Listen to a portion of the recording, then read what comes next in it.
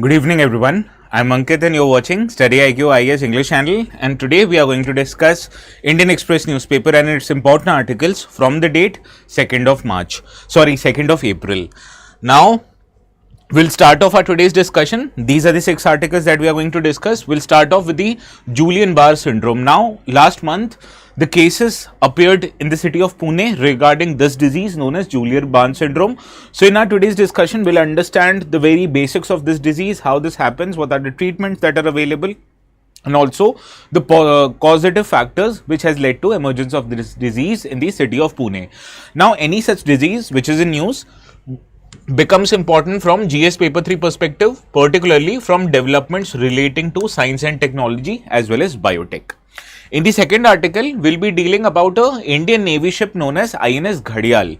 Why this INS Ghadial is in news? Because this particular ship, along with many others of Indian Navy, have gone to Operation Brahma in undertaking humanitarian and relief measures in the country of Myanmar. Because you understand, Myanmar last week witnessed a very huge amount of earthquake, and this earthquake resulted into deaths of thousands of people.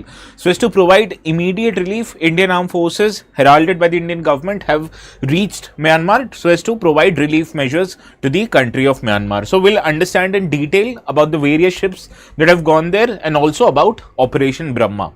Now you understand, Indian Navy ships or any operation conducted by Indian government in foreign countries, they are important from exams perspective. In 2016, a question appeared on what is INS Astradharani, which is again an Indian Navy ship. So you can expect a similar question also on INS Ghadial. Then in the next discussion, we'll also cover the Mahabodhi tree or Mahabodhi temple in the city of Bodh Gaya.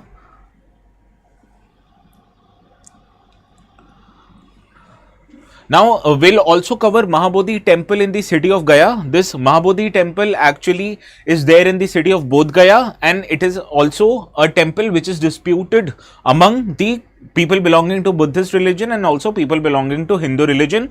People belonging to Hindu religion, they say that this is one of our temples. Similarly, this temple is claimed by Buddhist people also. So we'll understand in detail some of the facts relating to this temple.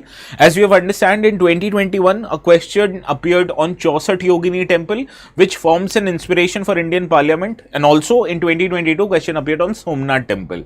So any temple that is in news becomes important from our exams perspective, right? So that is why we'll be dealing with Mahabodhi temple. Now I don't understand why YouTube is not sending the what is called the notification for this video. Do not worry, still I'm going to take up the session. Now also in the 4th article, we'll be discussing the organization known as BIMSTEC. Now this BIMSTEC meeting is expected to happen this week, and also Prime Minister Modi is going to attend this particular summit. So we'll understand what this grouping is all about, what kind of cooperation it enlists, countries located near Bay of Bengal region, what are its members. We'll all discuss that in our today's discussion. Now INS Ghadial, something it is in news particularly from the security related perspective, that is GS paper 3 and also GS paper 2, that is HADR operations is one of the ways in which Indian government discharges its international relation. Also the third temple related news, it's important from art and culture perspective, therefore it is important from GS paper 3.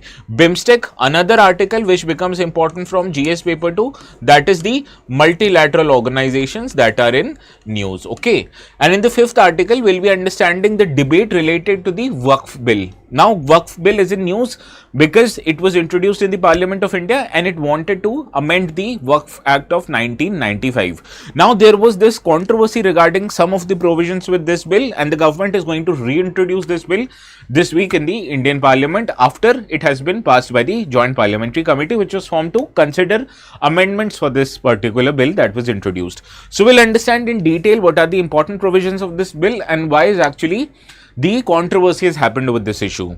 And in the last article, we are going to discuss capital expenditure, as capital expenditure is a big cause of finance in Indian economy, and government in recent times have tried to focus and increase its capital expenditure. What are the benefits? What are the challenges? All of this we are going to cover in our today's discussion. Okay.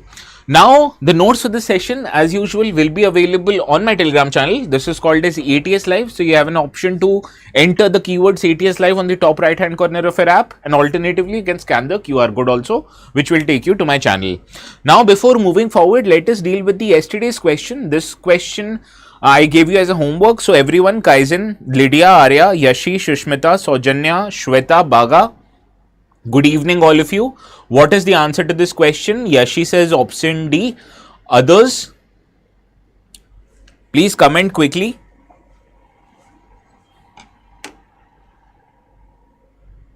No Sarang today.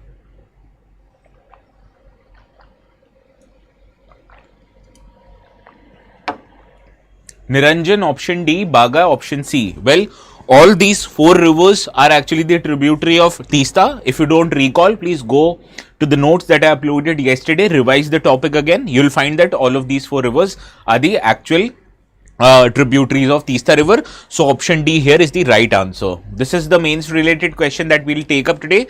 This deals with capital expenditure is often regarded as a key driver of economic growth. Discuss its significance in fostering long-term development, particularly in Indian context, and examine the challenges faced by government in enhancing the capital expenditure. So this or the fodder material for this question you'll be getting in our today's discussion. So if you want to submit this answer, please be sure or be very regular to our session, as we take up important questions for everyday discussion, and this habit of answer writing will pay you rich dividends whenever you're going to appear in the mains examination, because answer writing is the only skill that will actually make you qualify the mains examination. No shortcuts. Now we'll start off with this first article of the day. This article appeared in the op-ed section of the newspaper, and it deals with the lessons of outbreak, that is of the outbreak relating to the Guillain-Barré syndrome. This is a disease this particular article is talking about. So the relevant paper is GS paper 3, as I told you. This kind of a diseases, they become important from the science and tech perspective. Now starting in January this year, hospitals in Pune, they began with, and they saw an unusual increase in number of patients coming with a neurological condition. Now, the overall number of cases of this condition, known as Guillain-Barré syndrome, abbreviated as GBS, it peaked in the months of February, and new cases from the Pune Municipal Corporation have declined since the beginning of March, indicating the end of outbreak. Now, among the more than 200 confirmed cases, about few days ago, around 12 deaths have occurred due to this disease, and 24 patients, they still remain in ICU. So that is why this, although this was a quite localized outbreak of this disease, but this disease was in news, so therefore it becomes important from our exams perspective. So in this regard, let us try to understand important provisions of this Guillain-Barré syndrome. Now, this is a rare autoimmune disorder. Autoimmune disorders are related to neurological diseases, which the body's immune system attacks the peripheral nervous system. Now, peripheral nervous system is the part of nervous system which exists outside the brain and spinal cord, and it controls the muscle movement, pain signals, and temperature and touch sensations. So, it is a condition, in case you have this attack on your nervous system, you will lose the sensation to move your muscle, you will lose your sensation to feel the pain, you will also lose your sensation to feel the temperature and also touch sensations. Now, GBS, it is also known as acute inflammatory demyelinating polyradiioneuropathy, AIDP, and now it occurs, or it can occur at any age, but the most common people who are affected, they belong to the age groups between 30 to 50 years of age, right? Now, the symptoms of this disease is initially the patient, when they have GBS, they initially feel weaknesses, tingling, and also numbness in their limbs, which can progress to muscle weakness or paralysis lasting about 6 to 12 months, and even sometimes in some cases even longer duration. Now, severe cases, it may involve having difficulty in breathing due to weakness in your chest muscle. Now, the cause of this disease or the exact cause of GBS is unknown, but as per WHO, GBS is often preceded by an infection. Now, this could be a bacterial or viral infection, and this leads to the immune system to attack the body itself. Now, immune system, it attacks to any kind of a foreign particle that might be present in your body, be it viral infection or be it a bacterial infection. So, your immune system persists that foreign object as a threat to your body, and it initially generates an immune response. Now, this immune response, if it is too severe, it can lead to causes of GBS. Understood? Now, the treatment of this disease, you have to understand early intervention plays a key role, such as intravenous immunological therapy or plasma exchange that can help you manage the symptoms and speed up the recovery. Additionally, physical therapy and rehabilitation can also improve the outcomes for GBS patients by helping them regain their muscle power and also their independence. And about 80% of the patients with severe disease can start to walk even in the 6 months of their disease. Now, hospitalization is required whenever there is a severe disability or when the patient needs to be observed. But you have to understand preventing, or this is very essential if you have to prevent the worsening of the condition. Understood? Now, let us try to solve this question that I have curated on GBS. Consider the following statements regarding Guillain-Barré syndrome. It is an autoimmune disorder in which the body's immune system attacks the peripheral nervous system. GBS is caused exclusively by bacterial infection and cannot be associated with viral infection. So, which of the following statements is or are correct? Please let me know. Baga says option A. Anyone else? Shushmita option A, Niranjan option A. Yes, all of you are correct. As you might have guessed it already, first system is a straightforward one, first statement, and correct. Second is incorrect. As I told you, it can happen either through bacterial or viral infection, not any one of them, right? So, second statement is incorrect. Option A, therefore, is the right answer. Now, we move to the second article of the day. This appeared on page 9 of the Indian Express newspaper. And it talks about that INS Ghadial has it has sailed to Myanmar with 440 tons of relief material. Now, this news becomes quite important because you have to understand, borrowing the context of this news, continuing its relief operation in the quake hit Myanmar, India on Tuesday dispatched nearly 440 tons of relief material, including rice, edible oil, medicines, via an Indian Navy ship known as INS Ghadial from the Visakhapatnam harbour. Also, another Indian naval ships, INS Satpura, INS Savitri, which has left the neighbouring country earlier, it carried approximately 40 tons of relief material and it arrived in Myanmar on March 31st. And INS Karmuk and LCU 52, it has sailed from Srivijayapuram and it brought nearly 30 tons of relief material to the quake hit Myanmar on Tuesday. So, what becomes important from this discussion is the Indian Navy ships that I've highlighted here, and also this operation which is going on in the country of Myanmar by Indian government known as Operation Brahma. So, all of this we are going to discuss today. Now, first, let us understand the important ships that have gone there. First is INS Ghadial. It is a Magar class amphibious warfare vessel of Indian Navy, whereas INS Satpura, it's the Shivalik class stealth multi-role frigate which is built for Indian Navy. This class is an improvement over the preceding Talwar class of frigates with increased stealth and land attack features. Similarly, INS Savitri is a Sukanya class patrol vessel of Indian Navy, whereas INS Karmuk is a Kora class corvette currently in active service with the Indian Navy. So, overall, there are different class of ships that are present in any kind of navy. The largest of among them are known as aircraft carrier. You understand, these are very popular vessels, and Indian Navy has two aircraft carriers, INS Vikramaditya as well as indigenously built INS Vikrant. Now, next to aircraft carriers in Indian Navy, there are ships known as destroyers. Okay. And the ships which are lesser in size as compared to destroyers are known as frigates, whereas ships lesser in size than frigates are known as corvette, whereas ships lesser in size than corvette are known as patrol ships. Understood? So, these are the classes of ship and it is in decreasing order with respect to its size and displacement. Understood? So, INS Ghadial is an amphibious warfare vessel, whereas INS Satpura is a multi-role frigate. So, these kind of vessels. Now, corvette, this is a corvette, INS Karmuk. So, it is smaller in size as compared to frigate. However, INS Savitri is larger or INS Savitri is the smallest of them all because it is a patrol class of ship. Understood? Now, let us talk about Operation Brahma. Operation Brahma is a operation by Government of India under the pretext of humanitarian assistance and disaster relief to Myanmar. Now, you understand Indian government and Indian armed forces in particular, they act as a first responder to any crisis situation if it happens in the Indian Ocean region.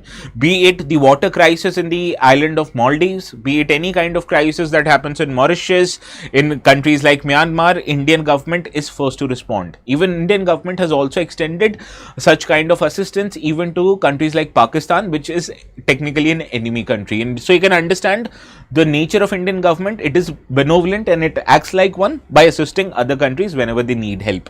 Now, any kind of such operations which is conducted in another country, have to understand the nodal ministry always essentially is the Ministry of External Affairs. So any other Indian organizations like Indian Armed Forces and other defense related organizations, all of them work together under the leadership of MEA, because MEA is the nodal authority whenever you have to deal with another country, right?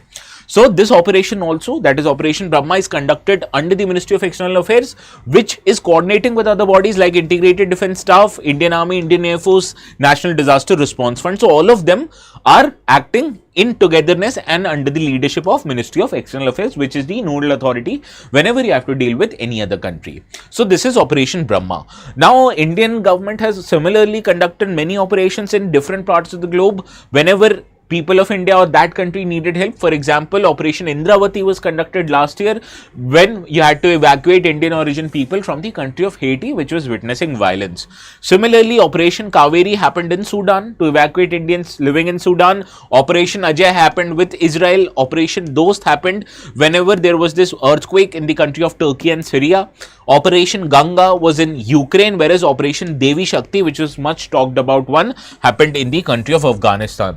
So this is indeed a possibility that such kind of an operations can be asked in the UPSC and match the following format. So please remember these recent operations.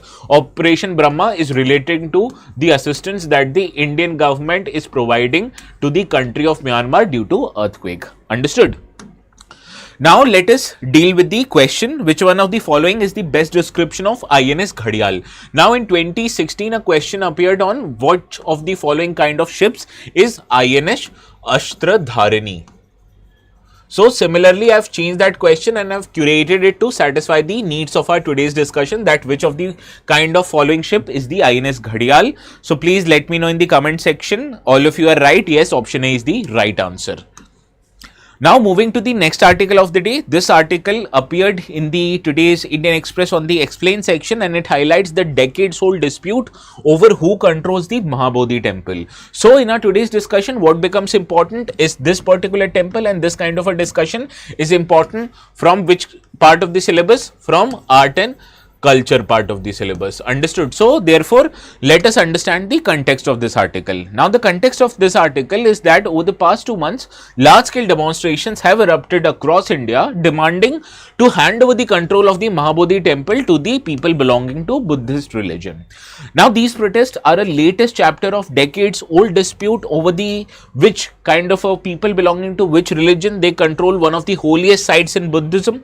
Now Buddhism or Buddhist people, they want to repeal the Bodh Gaya Temple Act 1949, under which this temple is currently administered. So in our today's discussion, first let us understand few details about Mahabodhi temple, and then we'll try to understand why are Buddhist people demanding the revocation of this article. Okay. Now, Mahabodhi temple, which is located in the city of Bodh Gaya in Bihar, it is one of the most sacred sites in Buddhism because this is the place where Lord Buddha, he achieved his enlightenment. Now, this is also UNESCO World Heritage Site. This is the image of this particular temple. Now, I have to understand this temple was originally built by Emperor Ashoka in 3rd century before Christ, and also it was later expanded by the Gupta rulers, that is between 4th to 6th century CE. Also, Pala dynasty, which was in rule from 8th to 12th century, they were also a supporter of this particular temple. Now this temple is located at the banks of Nirjana river, which is also known as Falgu river. Understand? So any water body which is very near to the temple automatically becomes important, because we have seen questions have appeared on such kind of a details in prelims examination. Right now, other shrines are also present in the complex, which makes this site a very important site in the Buddhist religion. For example, Bodhi tree. This is the tree or the descendant of this original Bodhi tree was under which Buddha meditated, and he also achieved the enlightenment. Also, the symbol of Bihar police, you'll see this Bodhi tree is the symbol of Bihar police.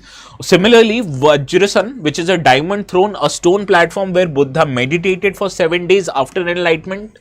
This was built by Emperor Ashok. Also, Chakramana path, which is Buddha's walking path, is present there. Animesh Lochan Chaitya, which is where Buddha spent a week in deep contemplation, and also there exists a sacred lotus pond. So all of these are important shrines which are located in the complex where the Mahabodhi temple exists. Now we have understood the temple. Let us now understand the controversy around this issue. Now you have to understand, by 11th to 12th century, Buddhism was gradually declining in India and also in the subcontinent, and that is why many Buddhist centers in India, they were also witnessing a decline, including the centers located in Gaya. Now the shrine was in a state of disrepair when Alexander Cunningham, who was the founder of Archaeological Survey of India, found this site, and also with this they began restoration of this particular site from 1880s. But during the time this was actually in a state of disrepair, a wandering Shaivite monk known as Mahant Ghamandigiri, he arrived at this city in Gaya at around 1590 ACE, and he established what would have become the Bodh Gaya Mutt, that is a Hindu monastery. Now, this is the history of this. Now, the Giri's descendants, they continue to control the Mahabodhi temple, which they say is a Hindu site. As people belonging to Hindu religion, they consider Lord Buddha as one of the reincarnations or one of the 9 reincarnations of Lord Vishnu. So, that is why they say that descendants of Lord Buddha and followers of Lord Buddha belong to the larger ambit of Hindu religion, which is disputed by the people belonging to Buddhist religion. Now, there are calls that this temple should be handed over to the Buddhist, as they can be traced back to 19th century. These were initially led by a Sri Lankan monk known as Angarika Dharmpala, who even took the Hindu priest controlling the Mahabodhi temple to the court. So this matter actually went into the court of law. Now this Dharmpal struggles to control the ambit or the administration of this Mahabodhi temple. It culminated with the passage of Bodh Gaya Temple Act of 1949, which was passed by the then Bihar government in 1949, 16 years after the death of Angarika Dharmpala. Now you have to understand this Bodh Gaya Temple Act, it provided for creation of a committee which will run the Mahabodhi temple. Now this committee will include a chairperson and 8 members nominated by the state government. Now you have to understand, the chairperson is automatically the DM of Bodh Gaya. Ex officio is the chairperson of this particular committee, and in case the DM of Gaya is not a Hindu, in that case the state government will nominate another Hindu person as the chairman of this committee for the period during which the DM of Gaya is not a Hindu person. And in addition to this, there are 8 members, 4 of which belonging to Hindu religion, whereas other 4 belong to the Buddhist religion, and one of these 4 Hindu people, one of these people are designated as the chief priest or mahant of this particular temple. So you can see, including the chairperson and 4 Hindu people, Hindus invariably control the administration of this temple, and this is a source of dispute because people in Buddhist religion, they feel that they should be larger in number in order to administer this particular temple. Also, legally speaking, the Buddhist case of changing the religious character of this particular temple from Hinduism to Buddhism, it also goes against the principles and the provisions of Places of Worship Act 1991, because this act, which was introduced in the wake of Ayodhya movement, and it provides that you can't change the religious character of a particular temple that existed on the date of August 15th, the 1947. So during August 15th, the 1947, the religious character of this Mahabodhi temple was that this temple belonged to Hindu religion. So now when people belonging to Buddhist religion, they want to take the control and also change the religious character of this institution, this automatically goes against the legal provisions of the Places of Worship Act. No, this Places of Worship Act blocked any legal attempts by the Buddhist religion to regain control of the temple, and this act currently is under the challenge in Supreme Court. So we are going to discuss whenever there is a discussion and judgment on this particular judgment. So therefore, the religious character of this particular temple right now belongs to Hindu religion, and there are attempts by people from Buddhist religion to change this character, which has made actually, or which has faced a hurdle due to provisions of Places of Worship Act. Understood? Now let us see if you are able to solve this question. Now in 2021, a question appeared on Chausat Yogini temple, right? Similarly, in 2022, a question appeared on Somnath temple. So that is why these kind of temples which are in news, these were in news due to various circumstances. Now in 2025, this Mahabodhi temple is in news. So let us try to solve this particular question.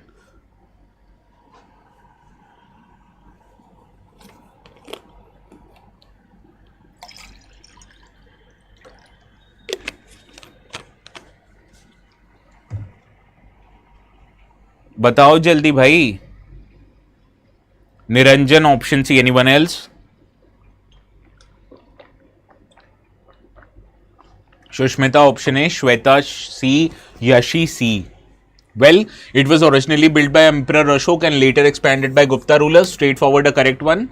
Located on the banks of Ganga river. Incorrect. It is located on the banks of Falgu river. Okay, so Vajrasana, that is diamond throne within the temple, was built by Ashok. Yes, it is a UNESCO World Heritage Site. Yes, so only second is correct. Incorrect. We have to identify correct ones. So 1, 3, 4. Option C here is the right answer. Yes, all of you are correct. Shushmita, please reread the question again. I think you have gotten this wrong. Okay. Now let us move to the another article. This article also appeared in the Indian Express on page 10. That is the page where the op-ed section is located. Now this article is written by C. Raja Mohan and he talks about in detail about BIMSTEC summit. Now this summit is yet to happen this week. So whenever this summit happens, we'll understand this particular article or this particular body in great detail. But from today's discussion perspective, let us understand prelim related facts of this particular body. This is important from GS paper 2 perspective, which deals with IR syllabus. Now, as Prime Minister Modi is expected to head to Bay of Bengal Initiative for Multi-Sectoral Technical and Economic Cooperation BIMSTEC Forum Summit this week, a sizable portion of India's diplomatic energies focused on addressing the earthquake tragedy that happened in Myanmar. Now, I understand the earthquake or the problem of earthquake which struck the countries of Myanmar and Thailand. Both of these countries are a member of BIMSTEC. So that is why this meeting becomes very important this time, because India is trying to help all of the members.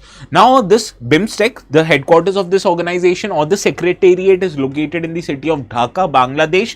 It is a regional organization which comprises of 7 member states, includes Bangladesh, Bhutan, India, Myanmar, Nepal, Sri Lanka and Thailand. So BIN plus TNTS. Okay. So these are the countries which are members of the BIMSTEC. So BBIN NTS is the abbreviation that you have to remember. Now this body was formed in 1997 with the aim to promote multifaceted technical and economic cooperation among the countries of Bay of Bengal region, and this region is covered by BIMSTEC, which is home to around 1.5 billion people and with a combined GDP of about $3.8 trillion. This accounts for 21% of global GDP. Understand? So that is why this kind of a body is very important, and this includes 2 big economies of the region. Biggest is India and also Thailand is a significant economy. Also, India's focus on this particular kind of organization in recent times have increased, particularly because the relevance of SAARC has reduced in recent times. Why? Because Pakistan is one of the members in SAARC and we have understood that Pakistan and India do not get along well on the issue of terrorism. So India is trying alternative organization to increase the cooperation with its neighboring countries, and therefore BIMSTEC is one of the key organizations in this regard, which includes countries located quite near to the Bay of Bengal. Now this region or this grouping originally started in 1997 with Bangkok Declaration, and it only consisted back then of 4 countries, that is BISTEC, Bangladesh, India, Sri Lanka and Thailand. Eventually in 1997 it was renamed to BIMSTEC after Myanmar joined it, and the admission of Nepal and Bhutan happened in 2004, which led to another name change of BIMSTEC. Understood? So this is the how this organization has evolved over time. Now you have to understand the most important part of this organization, that it aims to increase the technical cooperation and also economic cooperation among its members. Now an important event happened last year in May, that is in May 2024. So this event also becomes relevant from your exams perspective this year. That is, the charter or the legal document of this organization came into force on this particular time. Now with introduction of charter of BIMSTEC, it gains the official standing of a legal entity, therefore it can interact directly with another international organizations on matters of diplomacy. Also this charter provides that in future the membership of this organization can also be expanded, that also allows it to grow with inclusion of new countries as members, and also some of the participants who are not ready to join it as members, they can participate in the meetings of BIMSTEC as observers. Similarly, this provides for a structured organization, that it provides for a clear framework which establishes how this organization will operate. It outlines that regular meetings will happen, and this is quite necessary for this body, because we understand since the time SARC was in relevance, the regular meetings for BIMSTEC did not happen. Now you mandate through a charter that regular meetings should happen, and this will keep this organization in relevance. Also, this will happen at multiple levels, be it ministers of the country, senior officials, all of these will meet from time to time, and this will increase the cooperation between governments of these member nations. Also, it provides for reconstitution and reduction in the numbers of sectors of cooperation. Now, the total number of sectors within which the countries or the members will cooperate, it includes 7, and each member state will serve as a lead for a sector. For example, in matters relating to security, India is the lead country. Wherever in matters relating to trade, Bangladesh is the lead country. Understood? So that is how the leaders are decided. In security, India is the leader. So this is how charter becomes relevant from this year's perspective. Now in 2022, a question appeared on members of Organization of Turkic Countries, right? So similarly, questions can appear on which of the following members or countries are members of BIMSTEC. So please solve this question quickly. Good evening, Rishabh, as usual on time.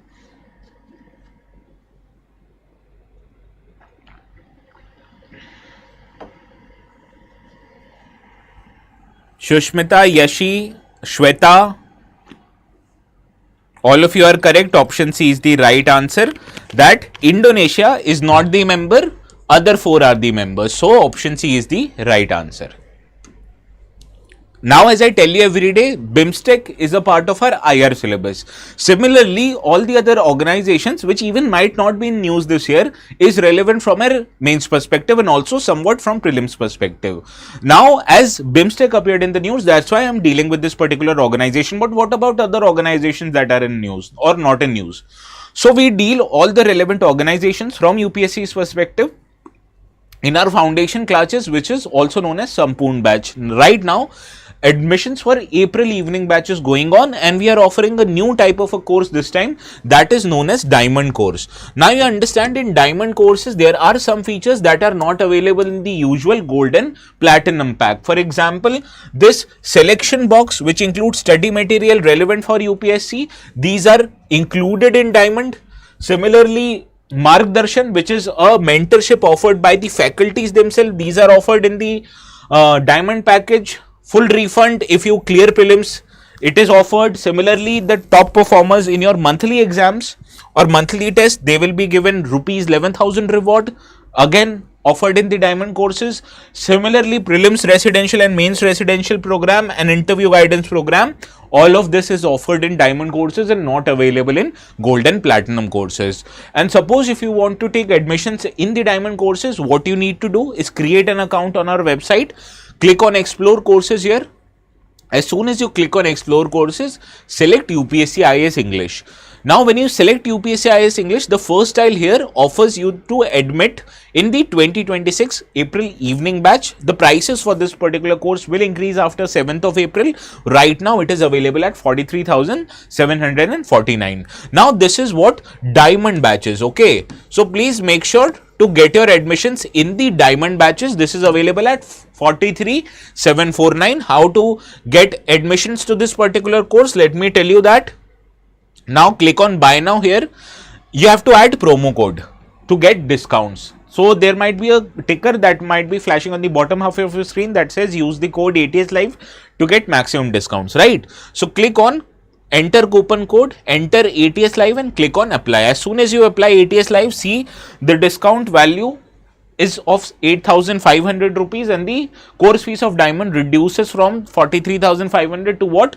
34,999. Similarly for platinum 27,999, for gold 79,999. The maximum discount is available at diamond courses and you'll get this only after applying the code ATS Live. So please make sure to do that. Opt for diamond batches. These are the best available courses that are there in our platform. So let us get back to our discussion with this next article. This next article appeared in two different pages of the today's newspaper and I conducted a poll on my Telegram channel highlighting whether you want me to deal with this article. Now I saw more than 90% of the students actually want me to discuss, so we'll discuss this today's discussion, and it is relevant from GS paper 2 perspective because it deals with an act which is introduced in the parliament or a bill which is introduced in the parliament. Now the government, it is going to reintroduce the contentious Waqf Amendment Bill of 2024 in parliament. Now this bill amends the original act known as Waqf Act 1995, which governs the management of Waqf properties in India. It proposes sweeping changes which gives government more power in regulating Waqf properties and also in settling the disputes regarding whether such properties belongs to government or that belongs to the Waqf board. Now this bill, which was first introduced last year August, it was referred to a joint parliamentary committee. Now this joint parliamentary committee has cleared as many as 14 amendments to the original bill which was introduced by the government of India. Now the oppositions, they have alleged that any kind of suggestion that they made were not accepted by JPC, and this JPC has cleared 14 amendments which were made by the members of the National Democratic Alliance, which is the ruling alliance of the Indian government, and it includes BJP and its allied parties. Now in this discussion, let us first understand what is a Waqf. Now Waqf, it refers to property which has been dedicated exclusively for religious and charitable purposes under the Islamic law, and you have to understand resale of these properties in the open market like other properties, it is prohibited. Now once any property is designated as a Waqf property, the ownership of that property from an individual ownership, that ownership of the property is now bestowed to the Almighty, that is Allah, making this process an irrevocable process. So you can't transfer the property back from Allah to its original owner. This is an irrevocable process. But you understand, Allah is not a physical entity, so you need someone to manage this property in reality, and for that a mutawalli can be appointed to manage and administer the Waqf, and the state governments, they have appointed a Waqf board of various states to manage these kind of properties in the respective states. So these Waqf board act as a mutawalli or the administrator of the properties in a particular state. Now to regulate these kind of properties, the bill or the original bill was known as Waqf Act of 1995, and to amend the provisions of the original bill, a new bill was introduced by the government of India known as Waqf Amendment Bill 2025. The primary intention of this to change the way Waqfs are managed in India. Now the 1995 or the original act, it contains some loopholes according to the government with regards to how these Waqf properties are regulated, which includes how to settle title disputes, and also in cases of illegal occupation of Waqf land, what would happen, which has prompted the central government to bring a fresh law and change the entire process of dispute resolution. Also, the government has said that the original bill, it lacks the judicial oversight of Waqf management, and this is a key issue, and therefore questions relating to Waqf properties are heard by the Waqf tribunal, whose decision according to the original act cannot be challenged in court. So therefore this bill is going to change this provision also, and the government has argued that a unified digital listing of the Waqf properties is mandated under this new bill, which will bring down the overall litigation and ensure transparency and efficiency in governing of Waqf properties. So these are the changes that the original bill tries to make. Now let us understand in detail what are the allegations that have been made by many opposition parties on the government, and particularly with respect to this bill. Now a major criticism that has been made against this bill is that this bill gives government a way to handle and regulate the management of Waqf properties, and also it gives government the power to determine whether a property is a Waqf property or not. For example, the section 40 of the Waqf Act, it empowers Waqf board to decide whether a particular property is Waqf property, and this decision of Waqf board can be challenged in front of Waqf tribunal, and this decision of Waqf board can either be revoked or modified by the Waqf tribunal. Now this power of Waqf tribunal through the amendment bill has been given to the district collector. So this power from Waqf tribunal has been taken away, and now this has been bestowed to a state government official, that is the district collector. Now what you have to understand, that there is a possibility that even the government property can be disputed, that whether government is the owner of this property or this property belongs to Waqf. So in that case, if the government official is deciding on whether or not that particular property belongs to government or Waqf, this actually brings the allegations of conflict of interest, because district collector is an employee of state government, so invariably he or she will be inclined to give his or her decision in favor of state government. Also, this bill states that any government property identified or declared as Waqf property before or after the commencement of this act shall not be deemed as a Waqf property, and this determination, however, will be made by collector and not by Waqf tribunal, which brings the allegations of conflict of interest, because the district collector is the representative or an employee of state government and not of the Waqf tribunal or an independent person. And this will also state that until government makes a decision, this disputed property will be treated as a government property and not as a Waqf property. So this tilts the favor of any property or disputed property in favor of government, and who will decide or who will have the final call on whether this property belongs to government or Waqf? That is the district collector. Now there were some suggestions that were made that instead of district collector, why don't we nominate a senior person belonging to the state government, that is of joint secretary level, who has a knowledge in how to handle these Waqf properties, as a person to decide over the matters. However, it still remains that even if you are appointing a senior official of the state government, that person belongs or is an employee of state government, again does not deal with the core issue of this matter, that is the conflict of interest. Now the government has brought this provision because the government intention was to bring a crucial change, because these kind of sections was allegedly misused, because many private properties, they were converted into Waqf properties because of this power that was bestowed into Waqf board and also to Waqf tribunal.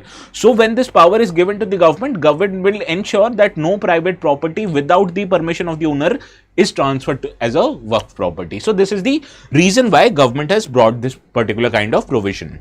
Also, there was this provision that if any property was long time being used for religious and charitable purposes, that will be classified as a Waqf property due to a provision known as Waqf by use. So under Islamic law, a property is designated on a verbal basis without a legal paperwork or a waqfnama, even that property will be considered just by the use of it as a Waqf property.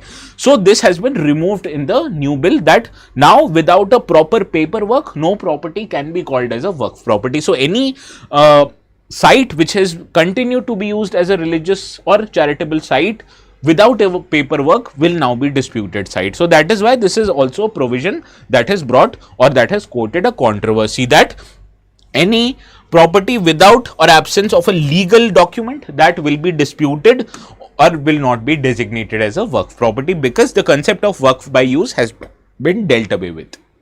Now, for survey of this property, the 1995 Act prescribes that the survey of Waqf property will be done by the survey commissioner, who will be appointed by the state government. Now, this amendment bill, it replaces that the survey commissioner will not survey the land. Instead, it will be done by district collector or any officer not below the rank of deputy collector, who will be nominated by the collector of the district himself. Now, the government's reasoning for this change is that survey work has been poor in several states. For example, in Gujarat, Uttarakhand, survey has not yet begun, whereas survey was ordered in the state of Uttar Pradesh in 2014, but it's still pending. So therefore, when this responsibility instead of a survey commissioner is given to the state government official, it is expected to expedite this process in general.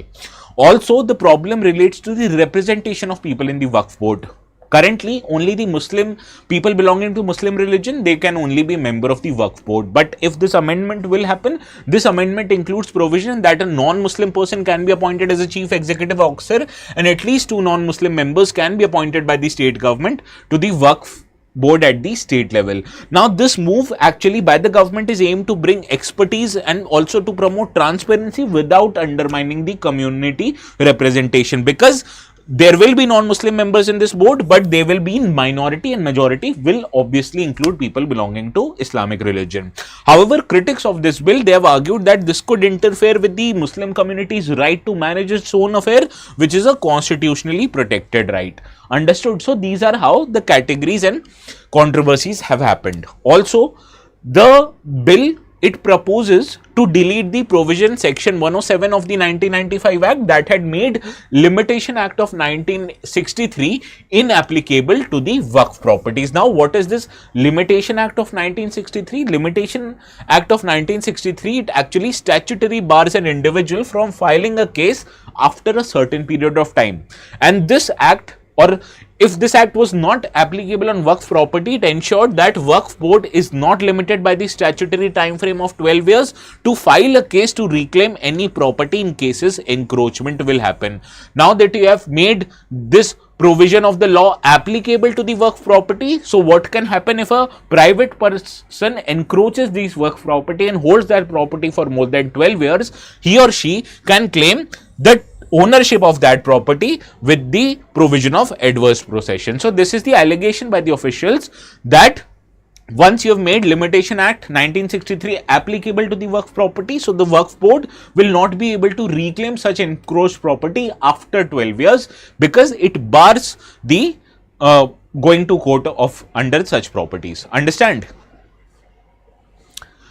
Now, let us move to the last article of the day. This article appeared in the Indian Express newspaper. Here, the current finance minister is actually arguing with the former finance minister, because former finance minister actually alleged that the government has reduced its overall capital expenditure.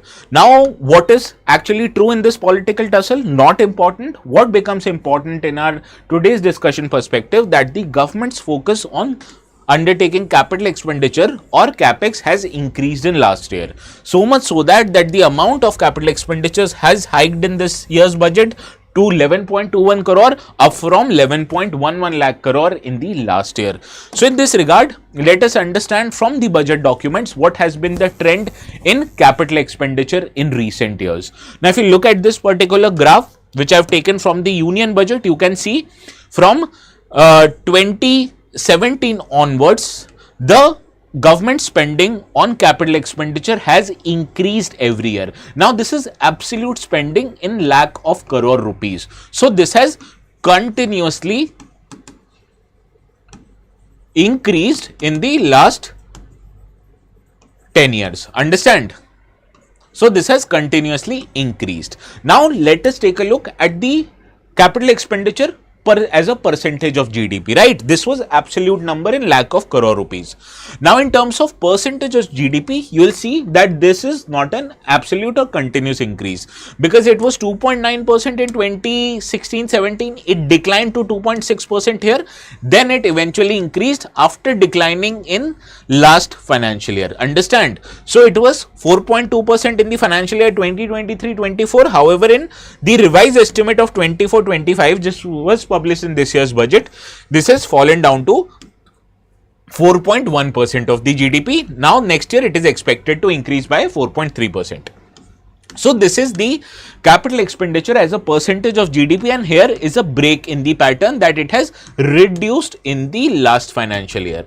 Now, finance minister has also given certain reasons why this actually reduced as a percentage of GDP, not in absolute terms. And she highlighted that last year there were certain circumstances which actually came in between of the government's capital expenditure spending. First is application of model code of conduct, which was in place because general elections to Lok Sabha happened in the summer of 2024, and whenever there is the model code of conduct in place, you understand government can't announce new projects. So in that case, any capital projects, any big projects, they won't be announced by the government, and due to application of this model code of conduct, government hands were tied.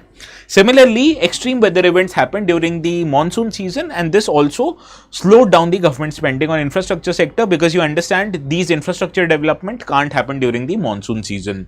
Also, lower than expected spending by the state governments and certain central agencies see why was state government spending lower on capital expenditures, because their overall revenue and welfare spending have increased due to the problem of freebies in India. Understand? And similarly, many states have failed to submit utilization certificates, which makes further fund releases by the central government difficult, and these were the reasons cited by the finance minister why there was this slowdown in the spending of capital expenditure compared to percentage of GDP, right? Now, in general, let us understand why does capital expenditure, or why is capital expenditure so essential for economy. First is the reasons to revive the growth of any economy. Now you understand the government spending on capital expenditure in recent years have increased because the other levers of the economic growth, that is private consumption, expenditure, capital expenditure by by private sector and net exports, they've all pull down the growth of GDP. So the government's focus was, why don't we increase the capital expenditure, and this will help revive Indian economy in general. Now, according to RBI report, it has been said that every rupee that you spend on capital expenditure, it has a multiplier of 2.45. That is, for every rupee that you are spending on capital expenditure, your GDP increases by 2.45 rupees. Similarly, revenue expenditure, which is another form of expenditure, does not have that kind of a multiplier. So, for example, if you are spending 1 rupee in cases of revenue expenditure, your GDP will only increase by 0.99 rupees. So, in case you are getting a higher economic dividend or reaping higher economic benefit in cases of capital expenditure, so this is essential in cases of revival of economy. Also, whenever government makes capital expenditure infrastructure, this promotes private sector, particularly the big companies, to invest further in their capital expenditure. Because suppose if government creates road infrastructure, if government creates airports, if government creates railway connectivity, this will overall improve the climate of ease of doing business. So in that case, private sector companies will look to establish their factories, and this will again increase the capital expenditure by private sector. So this is how you crowd in the private sector investment also. And further, whenever private sector invests in economy, overall your economy does not become a consumption driven economy, because consumption driven economy, it depends on amount of disposable income. So whenever people has large or high disposable income, automatically economy will grow. But in certain circumstances, when disposable income of people decreases due to inflation, due to higher tax rates, in that case your economy will not grow further. So in order to promote economic growth further, what you want is an investment driven economy. And when both private sector and government sector increases their capital investment, this leads to the consumption driven economy. Understand why government is increasing its capital expenditure. Further, you need to plug gaps in your existing infrastructure. The whatever existing infrastructure you have, you need to maintain them. You need to create newer one to fulfill the demands of private sector, to fulfill the demands of growing economy, and that is why capital expenditure is essential. Also, one of the reasons that pulls back India's growth prospects is the higher logistical cost, which goes up to 14% of India's GDP. Whereas similar logistical cost in developed countries like China, US, it is in the region of 8 to 9% of GDP. So whenever you improve your infrastructure levels, your overall cost of reduction or overall cost of logistics reduces, and this overall will promote the development of manufacturing sector in India. So these are the reasons why we need capital expenditure in the Indian economy. But is it a straightforward deal? The answer obviously is no, because there are certain challenges and concerns that are associated with capital expenditure also. First is that it neglects the immediate needs of people. What is immediate needs of people? That is education, that is health, that is food. But you can't fulfill these needs if you are increasing your capital expenditure, because overall increasing capex would mean that government will reduce its welfare expenditure. So it does not deal with the immediate needs of people, that is education, health and food. Similarly, there is a problem of time lag that is associated with the infrastructure sector. Suppose you start to build a road project, that road project won't be completing in a matter of few days or months, right? It would take years to fruition, and also to use that particular infrastructure, it needs another time. So that is why to reap the benefits of these infrastructure projects, you need certain time lag, and this is the time lag which increases the capital infrastructure and immediate, or it won't have an immediate impact on economy, which otherwise the consumption side of a economy will do. Further, multiplier effect may not come into being. What if the private sector, due to less consumption in the economy, decides not to invest in the capital expenditure? So in that case, multiplier effect will not happen. And what if government increases this capital expenditure, but it does so by undertaking borrowing from the market? So it will actually crowd out the private sector investment, because if government were to take loans from the economy, that would leave out less funds for the private sector to borrow. Also, this infrastructure project might lead to cost and time overruns. What if there is a delay in completion of infrastructure? What if whatever government has actually highlighted for its spending, you might need more spending than that? So this is also the problem associated with capital expenditure. And what if you create a poor quality of assets? So you need to spend more money on maintenance of these kind of assets. So this is another problem associated with the infrastructural sector. Understand? So this we have done with the infrastructure sector. What is the need for capital spending? What are the concerns associated with capital spending? So difference between capital and revenue, please.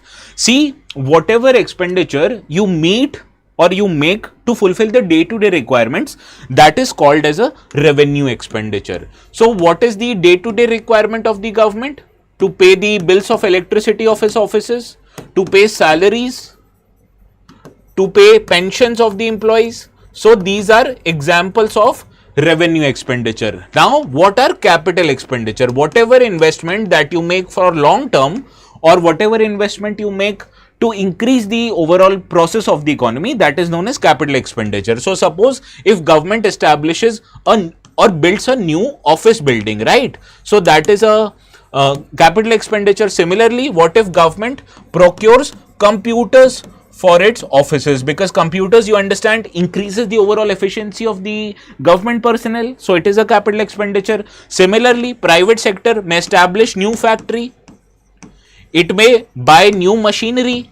All of this will be used in production processes. So all of this is an example of capital expenditure. So suppose if government buys new fighter jets, that is a capital expenditure. But what if government pays salaries to the defense personnel? That is a revenue expenditure. So from overall economy perspective, it is considered that capital investment is a long-term investment. You buy assets with those investments. So in overall process, it will only increase the economy. But revenue expenditure sometimes can be seen as a recurring expenditure, and these are usual obligations with the government. Understand what is the difference between revenue and capital expenditure, Baga Sphinx? Any doubt?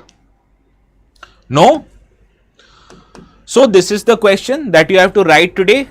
Please write this question as soon as possible, and the questions that will be submitted before 8 p.m. on this particular channel will be evaluated by me.